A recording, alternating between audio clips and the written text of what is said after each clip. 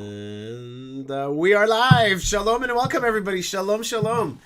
This is Rabbi Yishai Fleischer together with the Rav Mike Feuer, and we are live from Judea and Jerusalem area, and we are broadcasting to the world. And it is indeed elections moment right now in the United States. That is not here in Israel, in the United States, which isn't like the only country in the world. It is not the only country in the world, right? Yeah, well, that's the ultimate flaw of Americans is that nothing else really exists. It's like New Yorkers are the ultimate Americans in that sense. Right, right. But on the other hand, Rav Mike, I think that you would also agree with me that that American policy has a global impact. I've gotten a lot of tweets or and Facebook messages of people saying like, "Hey, you're in Israel. What right do you even have to comment on American politics?" And my answer is like, that's so silly. American politics has a global impact and has an impact on my country and my region, and therefore, if you're going to impact me, I have every right to impact you. I mean, leaving aside the obvious fact that you're an American citizen and have the right to vote. I mean, the fact that we've chosen to be expatriate American citizens does not remove from us the obligation to pay taxes Correct. or the right to vote. So, it's kind of like, stuff it is my answer to that kind of response. That's right. If you and no taxation without representation. If you're going to tax me and demand my tax, my tax. Not always do you pay taxes here because of the agreements that they have between Israel and the U.S. Well, careful. That is legally paying taxes. You're not being double taxed. Thank you. Exactly correct. I just want to say right now that my friend Lou is on board, and Lou is also my friend and also my audio checker. So Lou, I want to hear a response from you about Rav Mike and Yishai relative volumes. Should I give you a C note? Yeah, we can. Yeah, and we have David is online right now. My good friend David, and Olivera and Agnes, and Lou again. So people are coming on board. And I think that right now, I see that there's a lot of folks on Facebook right now that are joining us, and you can also comment. We can see it. And I think that one of the reasons there's a lot of people joining us is that a lot of people are online right now. They are glued to the stats all over the world. Everywhere they're glued to the stats. Malka found this Yahoo app that basically every 30 seconds it gets updated, and it like counts down to show you it's updated. It's like a map. It sounds like nerve-wracking, like torture right now. This is not going to be a quick process. Let's just remember. I mean, it's true we're recording this right now while the vote's being counted, and I assume it's going to be put out in a day or so. It would not be surprising by the time that this puts out if we're still not clear on who is the next president in the United States. Maybe you're right, and maybe you're not right. Meaning to say, I said it wouldn't be surprising. Right. Yeah, that's right. Which means I'm right. Because it wouldn't be surprising. You win. You're right. Yes. You won that one. By the way, victory is sweet. Speaking of winning, there's a social media influencer and a friend. His name is Uri Plachowski. Sure. And he is now telling people online that they should not pray anymore because the Talmud says you don't need to pray. Right. After it's already done, people have voted. There's no reason to pray. And then my other friend Jake is arguing with him on my Facebook page saying, wait a minute, we could pray for proper vote counting, no negligence in vote counting, no criminality. Or on the other hand, a lot of criminality and negligence, depending on how you want these things to go. Right. Okay, Shlomo, my good friend Shlomo is online, and so is Chava, and so is my good friend Ryan. And everybody is with us, and everybody's on the screen watching for the results, and they put us probably in the background. Then let's talk some Torah.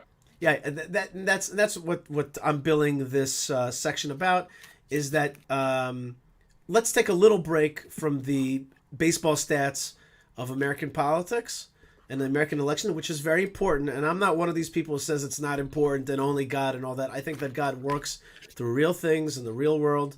Well, all you have to do is read the Torah to know that. Right. And I myself have put it out there very clearly that I am rooting for and supporting President Trump. I have every right to do that. I thought you were on one of those motorcycles for a second. Yeah, I wish I was on one of those motorcycles. That's, by the way, that's a weird thing that you want to talk about Judaism for a second? Like, all the time. In my heart, I am a motorcycler. And I'm telling you, like all my life, I've wanted a motorcycle, but I just say to myself, no, it's too dangerous. I know you swayed me on this in terms of the argument between my wife and I. It's just, I see them and I'm jealous of them and I'm always praying for their health, and all that. But anyway, I digress. American elections are on board. Let us talk about the real issue at hand, which is leadership. Everybody uses the word politics. It's a kind of dirty word. Let's talk about leadership. And one of the greatest leaders of all time, a leader that we all look to, a leader that gives us so much direction, and his life is the epitome of a relationship between man and God, and walking this earth while having a relationship with God, and then giving birth to a nation and leading, and being having a text of leadership written about him. That is, of course, Abraham, whose, by the way, time has come back again 3,800 years later with the Abraham Accords, making his name famous. That makes me so happy.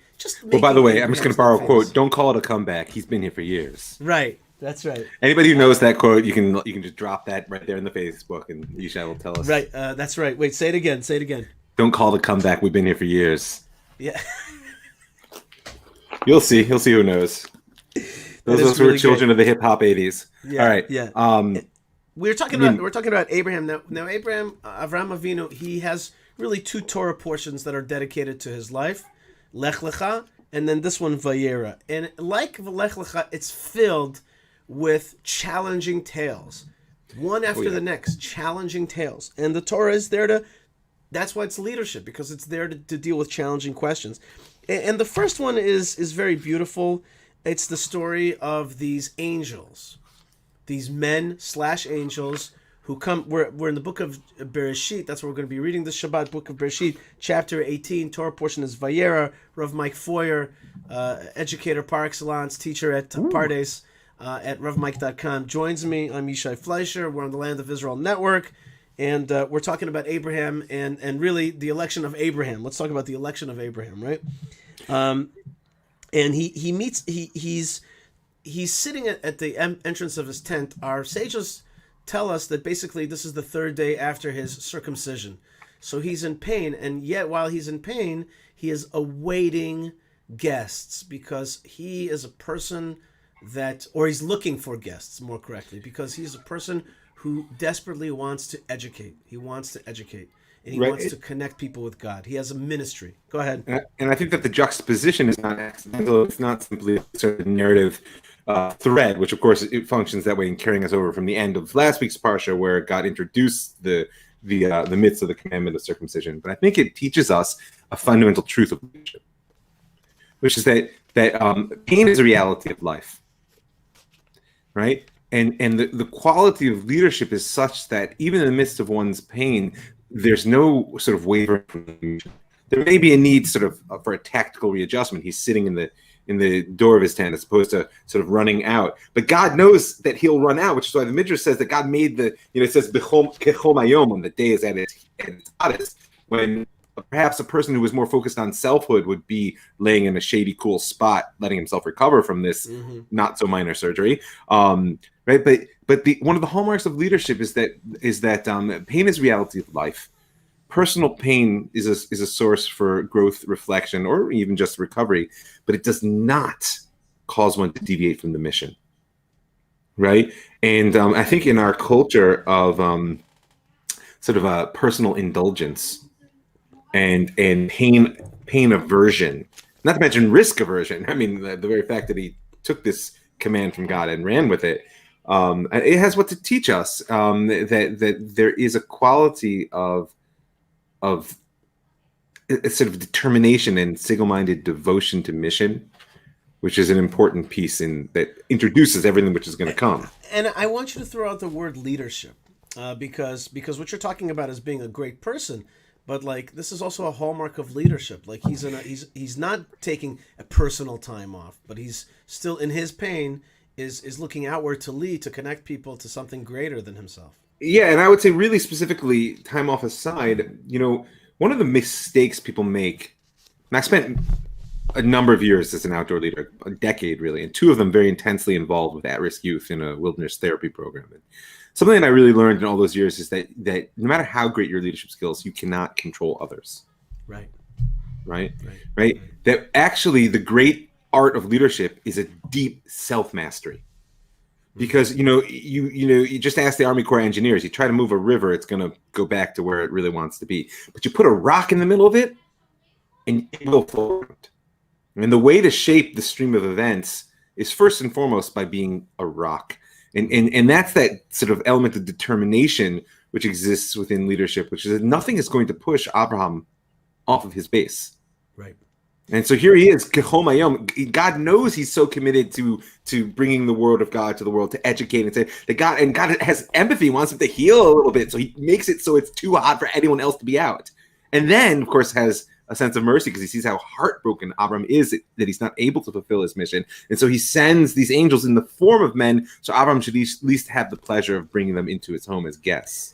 Okay, so that you bring us to the next point, which is that there's a great verse here, which is written in a slightly problematic way. It says, verse 2, Vaysainav, he raised his eyes, Vayar v'ineh shlosha anashim nitzavim alev. He sees 3 men are coming upon him. And then it says again, here's the strange part, Vayar, and he saw them. Vayaratz likratam, and he ran out to them, mipetach ha'oel, from the entrance of the tent, v'ishtachu arza, and they bow down. They bow down like they genuflected, right? They bowed all the way down.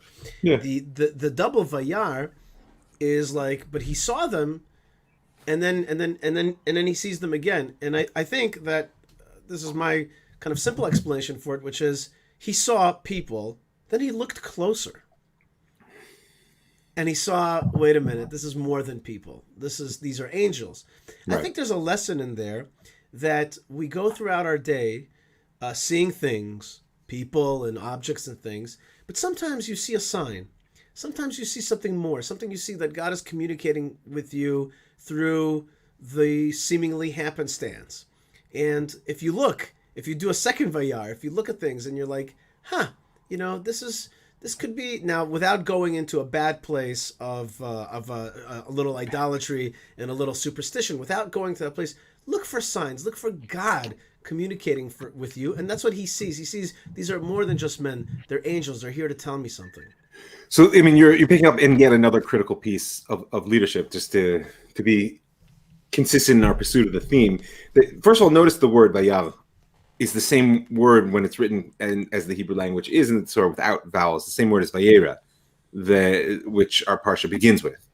And of course, God willing, before we're done, we will speak about the binding of Isaac, which ends the parsha, where it will introduce also a same spelling but different word is Yirah. Right, which is, translate that for us? Which, to stand in awe, or even fear. There's an element of fear in it as well. Right. So God appears to Abraham, Vayera. Abraham, Vayar, he sees, and in the end of the parsha, we'll get a tension between Yireh and the Yirah, right? What it means to see or to stand in awe of. So and then that's going to be the name of Jerusalem, right? Which is ultimately where we're headed here. So what does this have to do with what you're saying about seeing and then seeing again, and the difference between, by the way, idolatry and I would say a God-saturated view of the world? What leadership offers is a frame of reference for discernment and decision making. Right? Most of us, we're individuals. Our frame of reference is our life, our personal needs, our own psychology, etc. The obligation of leadership is to have a vision into which the individual events of life can be fit to a wholeness which is bigger than even exists in the world. Right? It's a sense that we're moving towards. And God appears to Abraham because God reveals, hey, by the way, I'm God. This is the picture. There's only one thing, one God. And Abraham's every decision from that point is made in that light. He sees these men, but like you said, he sees them again. He's like, no, these aren't just men. I'm remembering my frame that God gave me. God appeared to me, and therefore everything appears different to me. And ultimately, just to tie it together, and we'll come back to it in the Akedah maybe, that's what Yirah is. When we speak about having a fear of heaven, of walking with an awe of God, that becomes the context for all of your experience. It allows you to truly see, right? Reishit Chochmah Yirat Hashem. We say that the beginning of wisdom is the fear of God. What does that mean? I have to be afraid and that I'm smart? No. It means you understand the context for everything you're seeing. If you are a God-fearing person, and by the way, just to go to the election, whoever won, if you're a God-fearing person, you know that this is the way God wants the world to be. It will ask different things of us. Of course, it's not a passive stance. Right. This is the way God wants the world to be. Now, what is that asking of me? And it may ask different things, President Trump or Biden win, that but either way, our obligation is to learn to see the events of the world through a lens of Vayera, God reveals, and the Yirah, and we stand in awe. Right. And there's a tension also between that kind of receiving God's decision making and kind of going with it. There's a tension between that and being an active player of shaping those things, which is the essence of this parsha. Right. Because we see Abraham both standing up and battling with God and accepting the unimaginable. Good. We're going to get exactly to that tension which you're talking about between arguing for the people of Sodom and Sodom, and not arguing for the life of his son Yitzchak. We're going to get to that, and actually it starts right here. There's that tension actually is right here. Now that you mentioned it, it becomes clear to me. The angels are coming really with two missions at the same time. Yes. Really, three missions. One is to heal Abraham from his surgery of circumcision.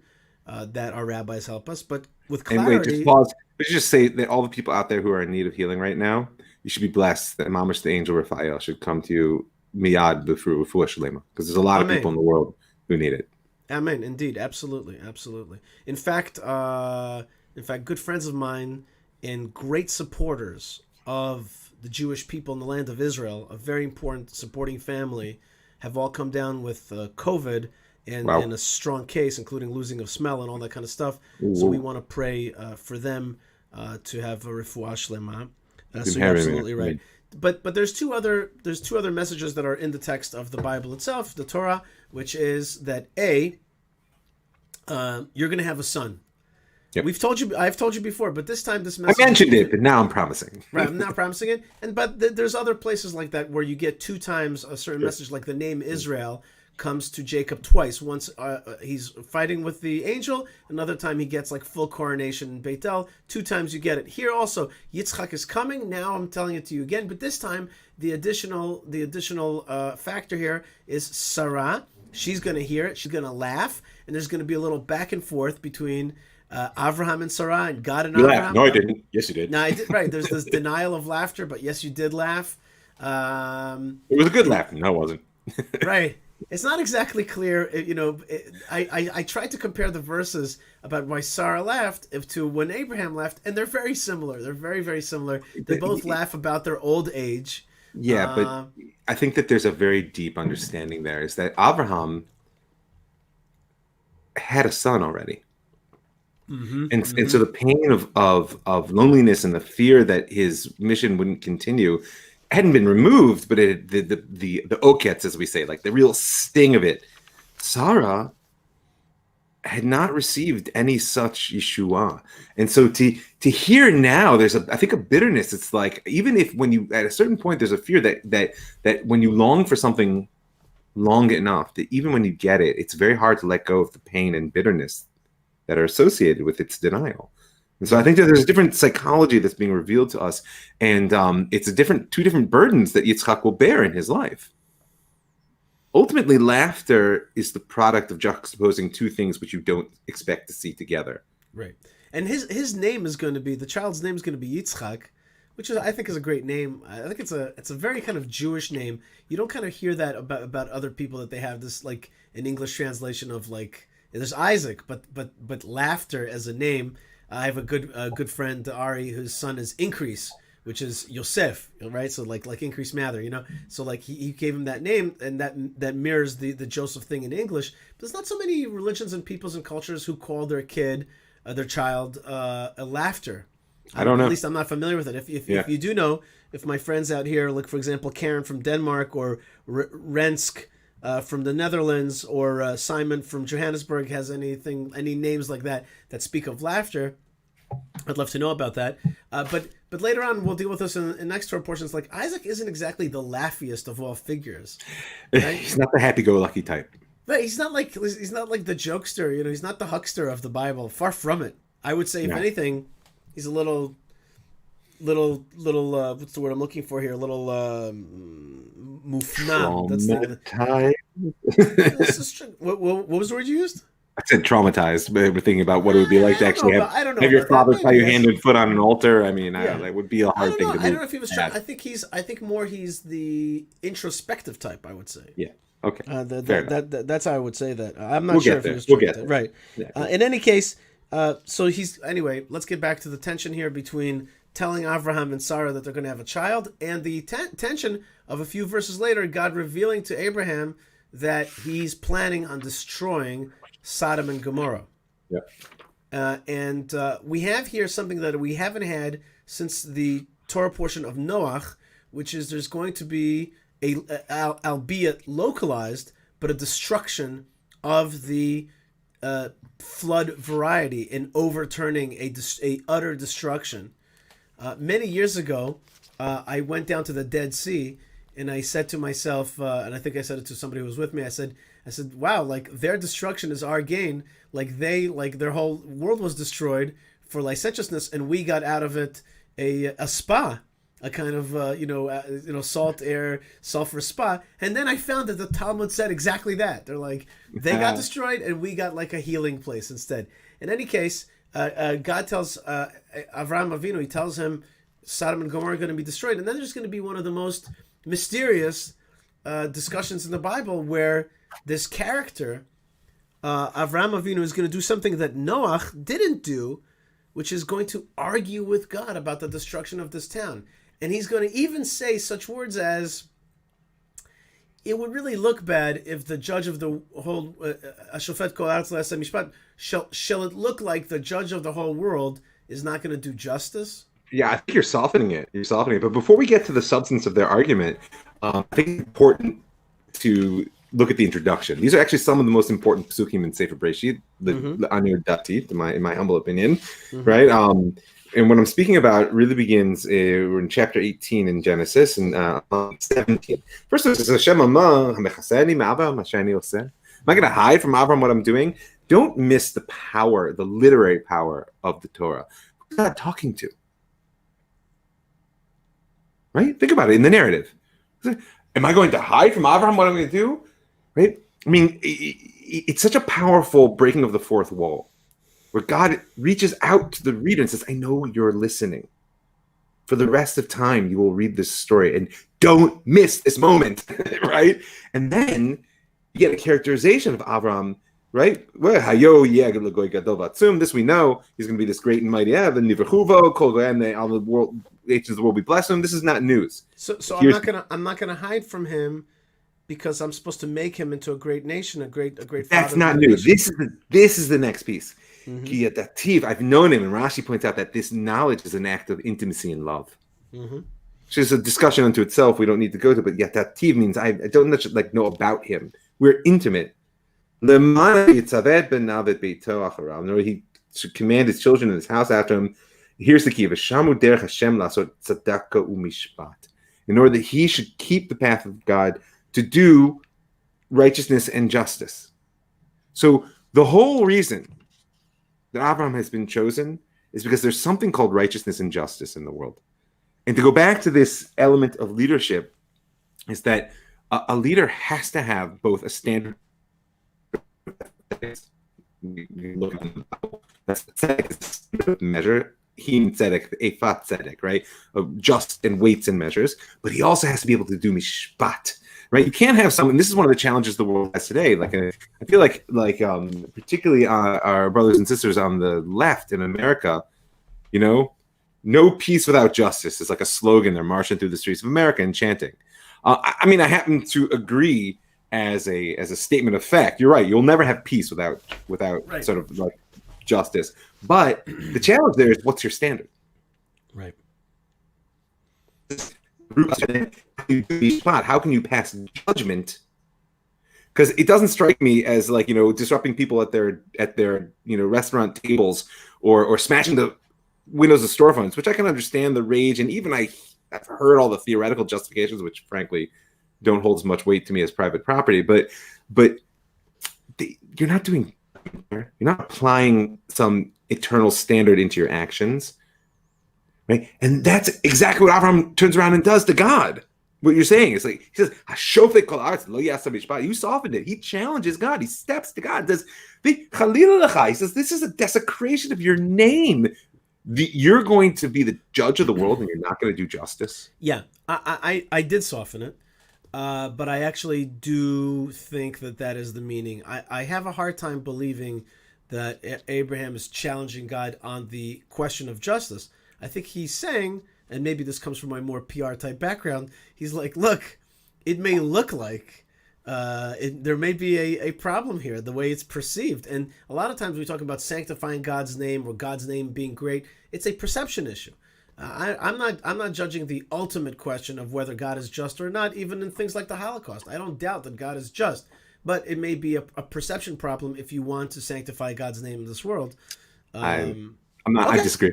I think that this is why Abraham was created, because God does not want a world in which obedience is the ultimate standard of human behavior. Mm-hmm. God wants a world in which we can be partners to push creation to places which somehow it couldn't be without us. And Abraham is the emblem of that ability. From the moment that he's invited Lech Lecha through circumcision, which is a physical representation of the capacity that humanity has to complete creation, through to this culminating act of standing up and holding up a standard of justice to God, which comes from within him, okay, and not so what he's been taught. I want to hear from people if they think this is a fun disagreement that we have, whether Abraham challenged God on actually the question of whether he's doing justice, or, which is, by the way, probably a more, I would say, on the spectrum, that's a more liberal approach, and I mean that with no... maybe. It's a question whether it's substance or style. Right. Is the issue perception or reality? Right. Or is he saying, like, look, you're going to be perceived as doing injustice, and that's a problem. Okay, I can hear both sides. I'd love to hear what people think. So write me an email, Yishai at YishaiFleisch.com or Yishai at the Land of Israel, or put it in the text right now, or write to Rav Mike at gmail.com. Is that right? Rav Mike Feuer at gmail.com. Rav Mike Feuer at gmail.com, or Rav Mike at thelandofisrael.com. That you can do too. Okay, fine. So there's either way, God wins this round. Well, it's one of the things to always pay attention to when you're reading the Bible, the Torah, is how many verses does the text give something. Yes. Okay, that's an interesting way of approaching the Torah, is to be like, wait a minute, there's a lot of text here. There's a lot of back and forth. Important? Right. It's like, wait a minute, why is the Torah telling? Because you could have just shortcut this, and he argued with him, and he said no. But no, it's like back and forth and back and forth. And I love what Rabbi Nachman has to say about this, and he says, make good arguments in front of God. Make good arguments. Like, be a defense attorney or a prosecutor, but make good. Usually, defense attorney. Be a good. Yeah, I was gonna say prosecutors. It's sketchy. Well, sometimes you have to say, God, we do say, get the bad guys. That's part of what we pray for. Although there's a famous Talmud passage about Bruria telling her husband Rabbi Meir to pray for the bad guys' repentance. But in any case, a defense attorney is be a good one. Be a good one, and that's why I spent so much money going to law school. So I could pray better. In any case, and he asks God the famous kind of standoff about the numbers going down from 50 to 10. If you find 10 righteous people in the city, will you not destroy the city? And God says, I won't destroy if there's 10. But bad news for Sodom and Gomorrah, there ain't 10 righteous people in the town. And in fact, the town is quite rotten to the core. Yeah, quite rotten to the core. Quite rotten to the core. And then the Torah, in order to strengthen my point, maybe to show us how rotten it is, to give us so we have a good perception of God's justice, we learn that these angels come to town looking like men, and they go stay at Lot's house. He invites them in, and then the townspeople come to try to pull out these guests and to have their way with them, i.e.,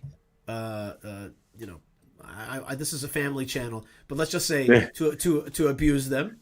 Yes, fine. The word sodomy comes from the word Sodom. Okay, and so to abuse them, and we understand how deeply corrupted this town has become, how deeply evil it's become. And I want to now also analyze it together with you, Rav Mike, through another related story, which is back to Noah's Ark. At this moment, the house of Lot becomes like Noah's Ark. It's going to survive, this little house, okay? The house Right. itself is not going to survive, but this little thing, this little seed, this little germ is going to survive, and the rest of the town is going to be evaporated. It's going to be, it's going to get sulfur. What's it called? Fire and brimstone. Fire and brimstone, right? Fire and brimstone literally is going. Thank you. Well, this is where it comes from. Right, this is where it comes from. Right, there's a lot of terms that we're familiar with. This is the origin of fire and brimstone.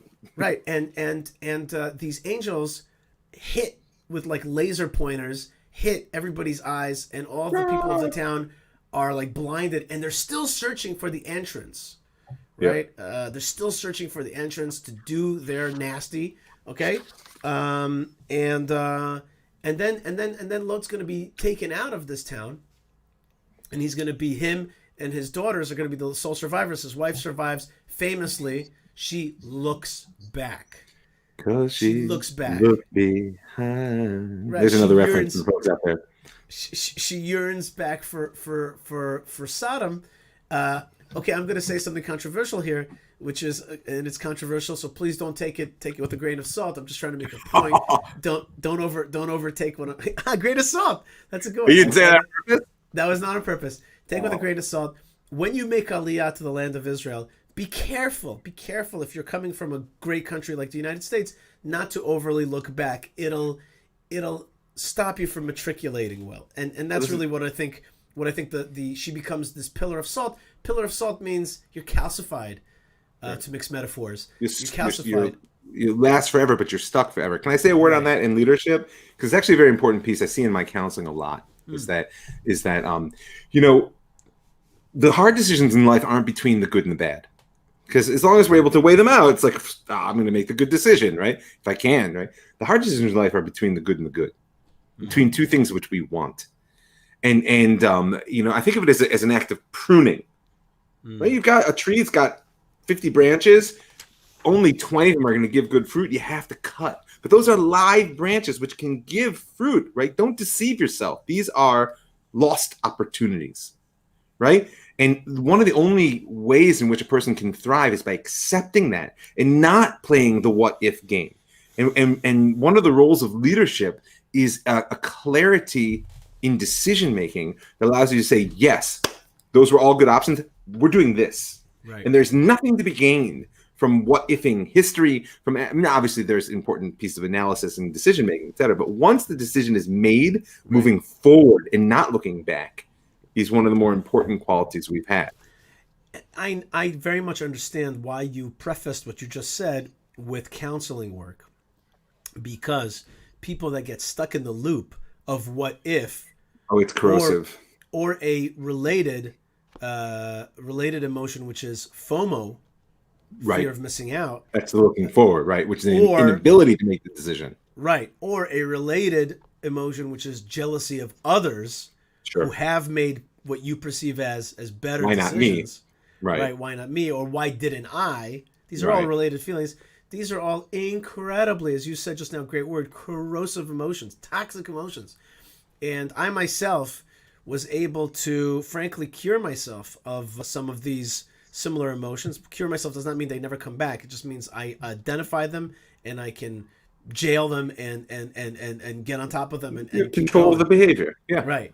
But like identifying those feelings and knowing that's that the first step always in controlling your behavior. Yeah. I have to credit Rabbi Nachman and specifically Rav Arish's books, specifically Garden of Wisdom, to help me see that and to identify exactly what you're saying. So like when you just said that now, I'm like, yes, I know what you're talking about. I know what you're talking about. It's important work. And that just to remind people what we're talking about the wife of Lot, who famously couldn't help turned but look around, back. Looked back at Sodom, i.e., I miss it, i.e., she wasn't just rubbernecking to see the great destruction, which is also, by the way, something maybe there's a lesson there also. Don't look so much into the eye of destruction. Don't look so much into the eye of horror. It can harm you. We actually have a Jewish law that you're not allowed to look into the face of a very evil person. That's right. And my colleague at Arutz Sheva many years ago, Rabbi Hillel Fendel, told me at the time we had some TV on. We were a news station. We had a TV on, and we were looking at somebody evil. I don't remember who it was. It may have been Saddam Hussein, I think. And he said to me, the reason you don't look at somebody that's very evil is because of the banality of evil. You look at him and you're like, this looks like a regular guy. Looks like another guy, right? Yeah, he looks like a regular guy. There's nothing so wrong with him. And that could also really trick you, and you misunderstand how evil is when you just look at the nice mustache that Saddam certainly had. He did have a mustache. He had a great mustache. Not that I looked. Okay, anyway. All right. So the angels are here to rescue Lot because Lot is ostensibly a member of Abraham's family. So it's for the sake of Abraham that Lot is getting rescued. But there's more. There's more there. And Lot's going to get rescued. They're going to be pulled out of town. You get this image of them like, and if you were a painter, you could really paint like these angels dragging Lot and his daughters out. And, and not to look back behind them is this inferno destruction. And the wife turns around. She becomes a pillar of salt. You can really see it. And Lot, like Noach, is going to be rescued, and he's going to make it to dry land, to safe land, and he's going to be in a cave. And like Noach, who came out of the flood and entered the dry land, there's going to be wine involved. And there's going to be some kind of illicit moment. Now, in Noah's moment, we don't know exactly what happened. Maybe castration, maybe sodomy, or other... there's other options that I heard that are very interesting of what happened. But here we know exactly what happened, which is incest. And the daughters of Lot are going to ply their father with wine, which is a funny thing, which is they end up in the cave, and where's this wine from? By Noach, we learned that he grew plants the vineyard. Right. But here there's like some wine waiting for them. A good amount of wine, too. It's strong stuff. Yeah, strong stuff. So much so that Lot is going to have relations with his daughters one night after the next. Well, let's be clear, they seduce him. They seduce him in order, by their claim, to repopulate the earth. Again, a Noach-like moment. But the difference is that while in Noach, basically, that was like Sof Pasuk, that's the end of, like, there was something bad that happened there, and that's it, and there's curses going to come out of it here. Here, there's actually going to be nations that are born. So there's something better, I think, in this case, of there's going to be procreation.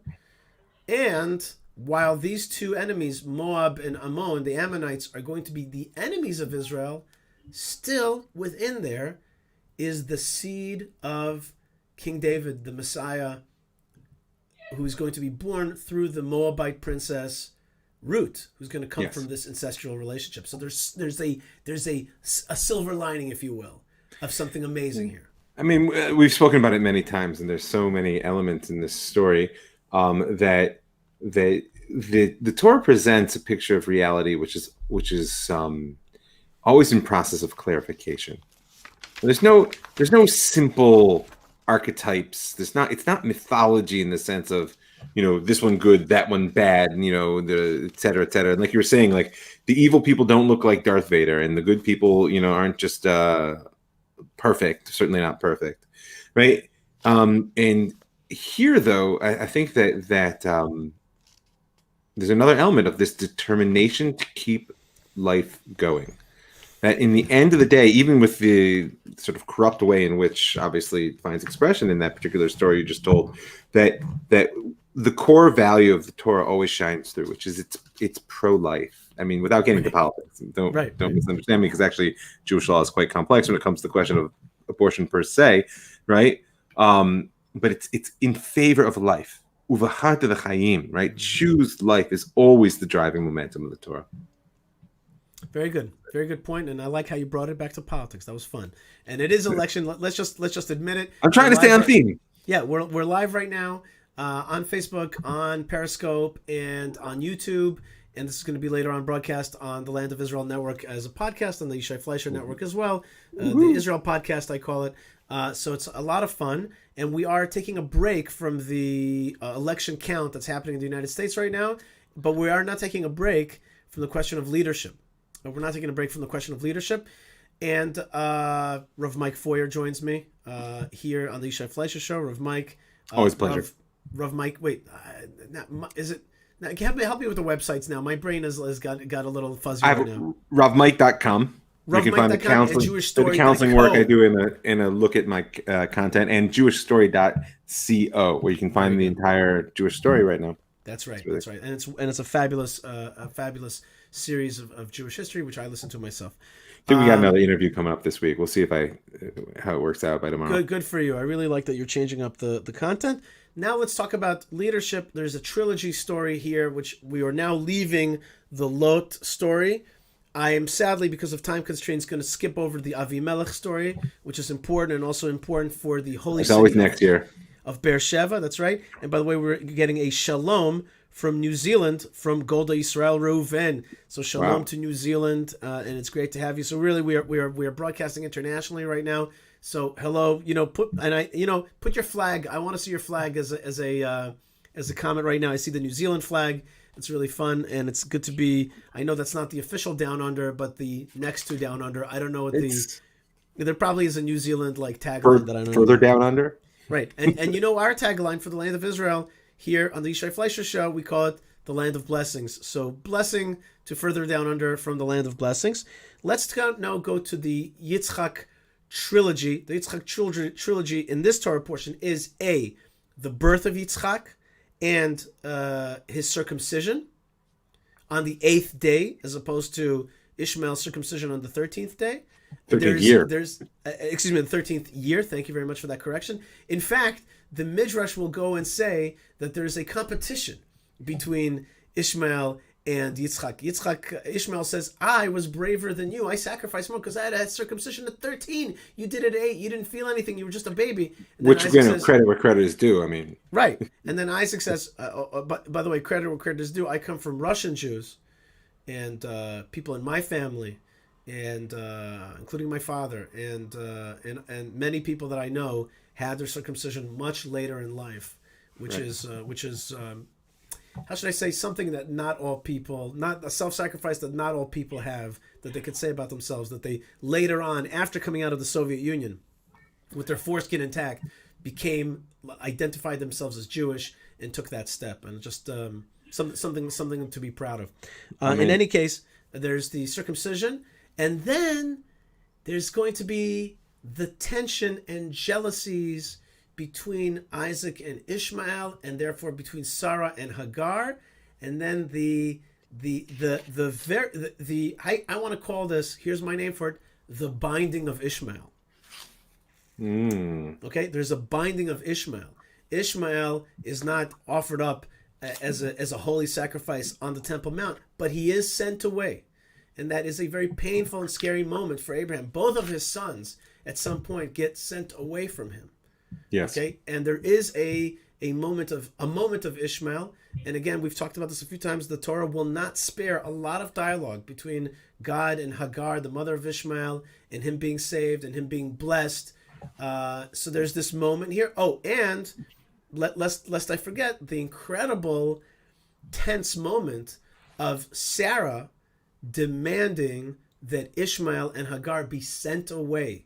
And then God acceding to that demand, telling Abraham, like he told his son, sacrifice your son. He says, listen to Sarah. You listened to her when she told you to take Hagar as a wife for conceiving a child. You listen to her then, listen to her now. This son has to be sent away. He will be blessed, but he needs to be sent away so that Isaac can receive the blessing and grow up unimpeded in your household. And then we're going to get to in the final part of the trilogy. We'll get to in a second, of course, the binding of Isaac.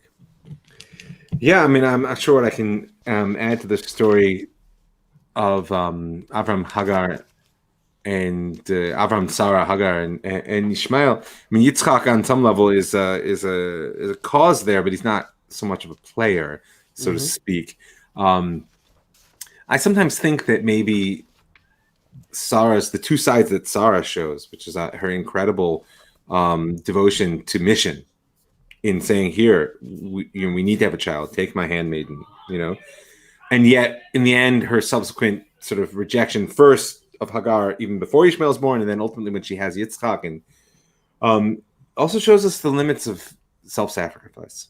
I think is an important thing as long as we're speaking out leadership. As a person needs to be willing to give everything they have, but not more. Mm-hmm. Right, and that there is a model of leadership which is destructive not only to self but to a people. If someone thinks that they are capable of more than they are, and it's always a tension again because you want to never underestimate your abilities. Because in my experience, especially as an outdoor leader, is people are always capable of more than they believe. Right. But there is something terribly destructive about not being able to admit when you've reached your limit. And in some level, despite the pain and messiness, there's an incredible power in Sarah saying, listen, this is as far as we go. Right. This is as much as we do. It's very clear to me what needs to be done, both personally and for the family. That's it. And I think that's why, it's not just God sort of giving the gushpanka, as it were, like, yes, I was right.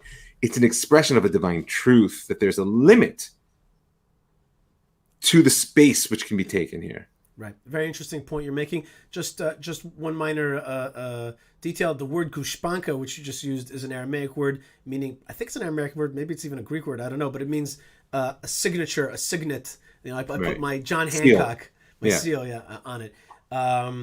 That's also, by the way, John Hancock, that's also an idiom for that act. In any case, that's very interesting what you're saying.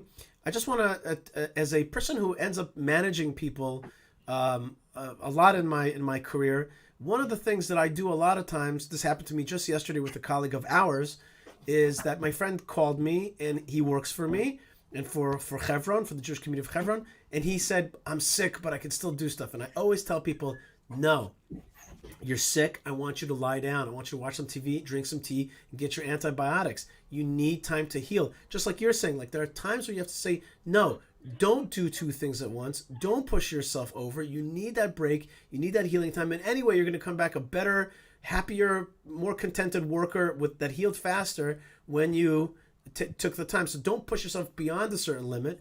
And I like what you said about the tension of, at the same time, knowing that a lot of times we could do much more than our limits. But when you're sick or something like that, know that in this case, with Sarah, she also has a image of, we have an image of women as soft, and the softer of the sexes, and yet many times the Torah will show us that there is a more midat din, more clarity of judgment. Yeah, right, clarity of judgment. And if you will, since we are talking about politics today and leadership, in some sense, there's a split there between conservative and liberal, where Abraham is going to be the more liberal voice. This is my son.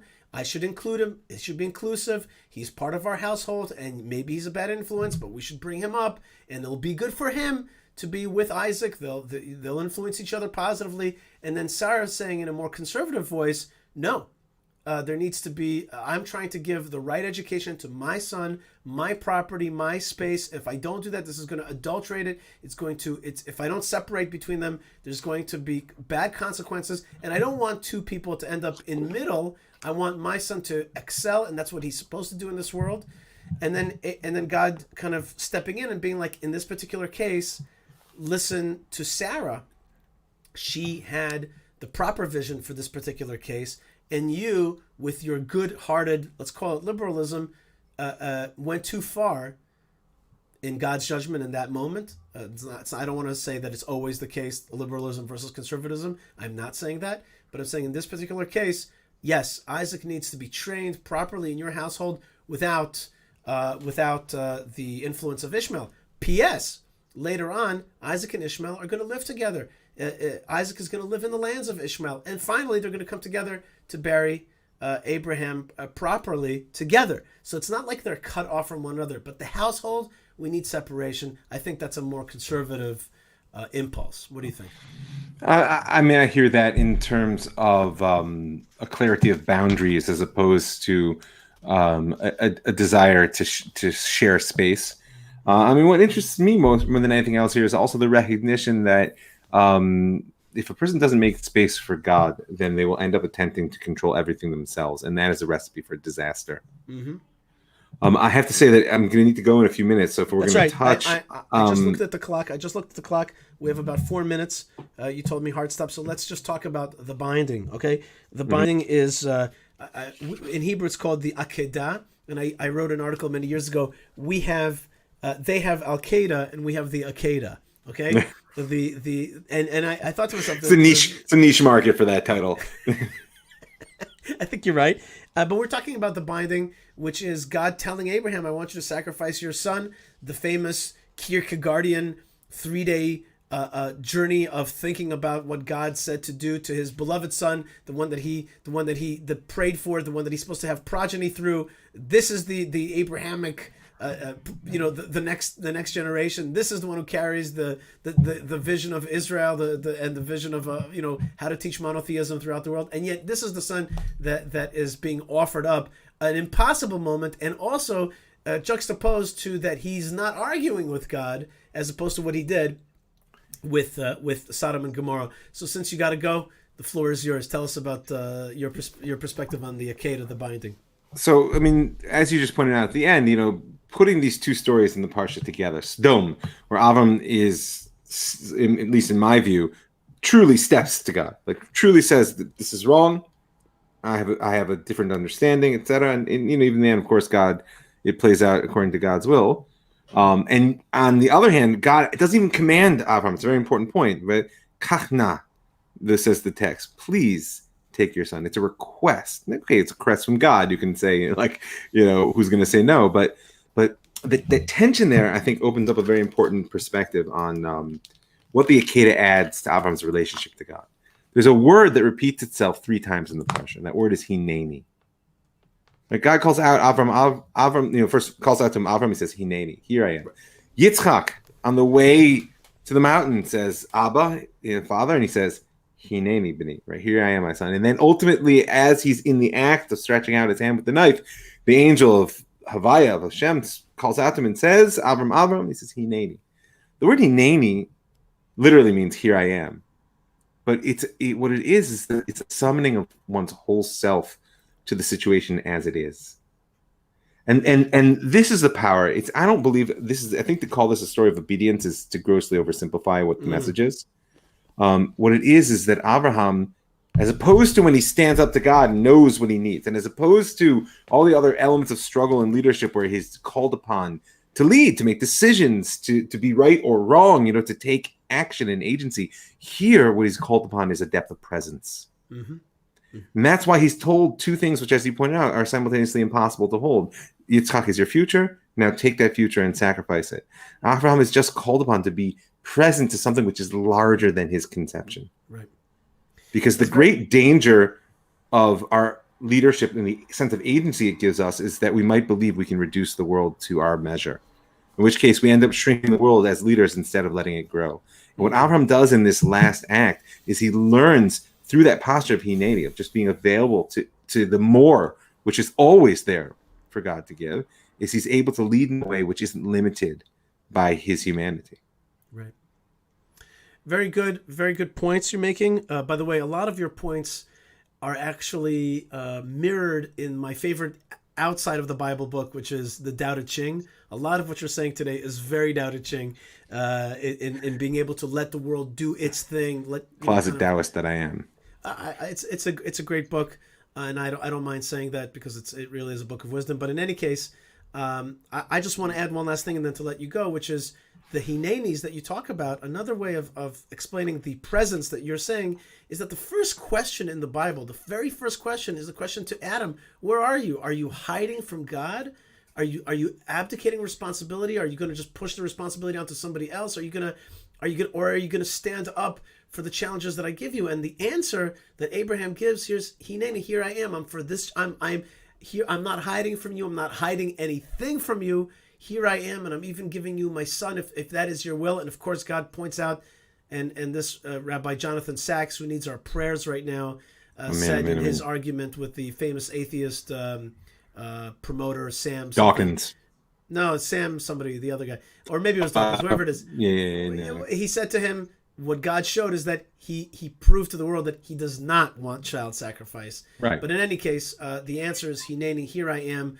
for your challenges and for whatever this world brings. I'm not going to run away from it. I'm going to open myself up to you and my heart up to you, and try to do your bidding as best as possible. Rav Mike Feuer, thank you so much for joining us. Your website's My pleasure. Mike Feuer, RavMikeFeuer.com. That's right. That's right. And JewishStory.co. You teach at Pardes. You're also a spiritual counselor. People can avail themselves of your help by checking out your websites and connecting with you. And I want to wish you a happy election of leadership. And, we need it. That's right. We need good leadership. We need great leadership, and not blame. And we need responsibility. And let us walk in the path of Abraham and hope that the new Abraham Accords, which bespeak of the path of Abraham, will become something that not just the Middle East takes, but really the whole world will become enwrapped in walking the path of Abraham, the Abraham Accords. Amen. Thank you very much for joining us, Rav Mike. You're welcome. Shabbat shalom. Shabbat shalom, and thank you. And I'm staying with you for just another few minutes. Yeah, Sam Harris. Lou writes Sam Harris. I think it was Sam Harris that was arguing with Rabbi Jonathan Sachs, who is a little bit ill right now. He has cancer, and he's asking for prayers. I want to thank everybody for being with me here on your elections break. And I just want to say to folks, there are other ways to connect to the Land of Israel, certainly through the Land of Israel Network and all of our other podcasts. That's thelandofisrael.com. Thank you to Ari and Jeremy for creating this great platform.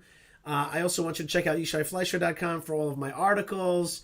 And I was featured in a lot of global articles this week about the prayer that we did for the health and success of Donald Trump at the Tomb of the Patriarchs and Matriarchs, a controversial and very interesting event that we ran. So that was a lot of fun.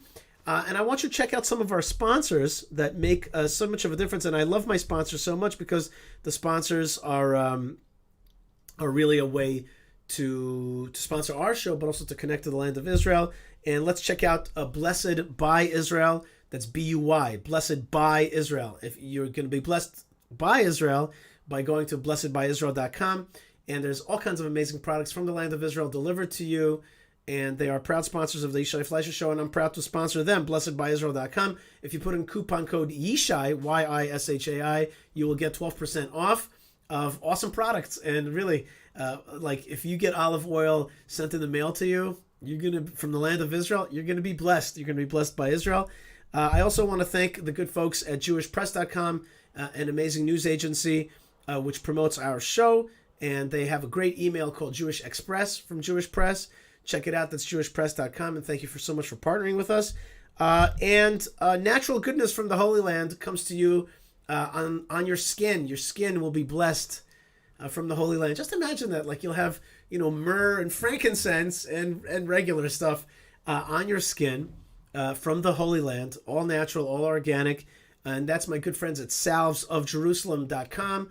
And if you put in coupon code, you guessed it, Yishai, Y-I-S-H-A-I, you will get also 10% off and get awesome. The Land of Israel will be upon you, and that will be a blessing for you, no doubt about it. Our good friends, and I am proud to work with, I work for the Jewish community of Hebron, and our fundraising arm is called the Hebron Fund. HebronFund.org makes a tremendous difference for the community of Hebron, which in turn protects the tombs of the forefathers and mothers. Check out HebronFund.org. We have a campaign coming up, and we have the Torah portion of Chayei Sarah, which usually 40,000 people visit. This year, it's not going to be the case because of coronavirus, so you can virtually visit by visiting us at HebronFund.org. And what else? Tchelet, T-E-K-H-E-L-E-T, Tchelet.com. What is that? The true blue Jew string. The biblical blue string is back. And that is the amazing colors of the flag of Israel in a biblical command on your corners, the corners of your garments. This is a commandment for Jews.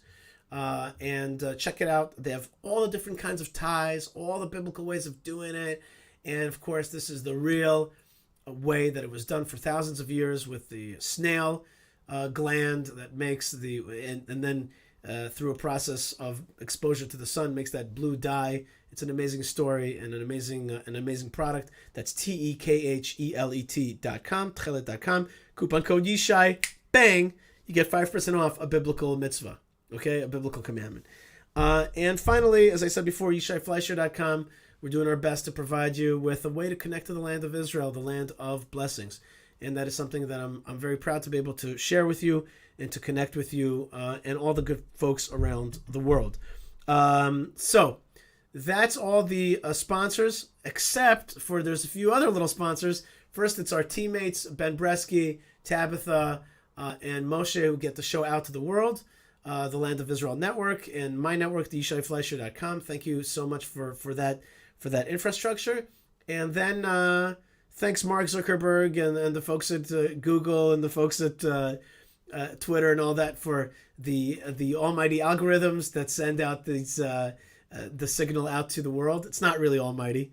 God is almighty, and that's the real sponsor of the show. And he has created this technology. He's allowed mankind, humankind, to come up with this technology in order for us to really broadcast Israel to the world. And that's really our motto. We are broadcasting Israel, and we want to send you lots and lots of blessings. For folks on Facebook like Lou, who are wondering about my background, this is a picture that my daughter took and my 9-year-old son edited and made into this cool, great background. It's from really right below where I live here in Judea.